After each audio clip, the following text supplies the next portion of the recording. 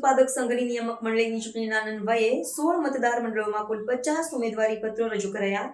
તેમાંથી 35 ઉમેદવારી પત્રો માન્ય કરાયા. તારીખ 24 થી 29 સપ્ટેમ્બર સુધી માન્ય ઉમેદવારી પાછી ખેંચી શકાશે.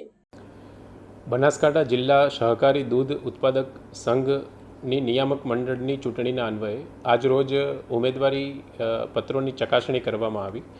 કુલ 16 મતદાર મંડળમાં 50 ઉમેદવારોએ ફોર્મ રજૂ કર્યા હતા અને આ 50 ફોર્મમાંથી કુલ 35 ઉમેદવારી પત્ર માન્ય કરેલ છે, જેમાં પાલનપુરમાં 2, વડગામમાં 7, દાંતામાં 5, અમીરગઢમાં 1, દાંતીવાડામાં 3, ડીસામાં 1, ધાનેરામાં 2, થરાદમાં 1, વાવમાં 2, ભાભરમાં 1, દિયોદરમાં 2, કાંકરેજમાં 2, રાધનપુરમાં 1, સાંતલપુરમાં 2, સુઈગામમાં 1 તથા લાખણીમાં 2 મળી અને કુલ 35 ઉમેદવારી પત્રોને માન્ય રાખવામાં આવેલ છે.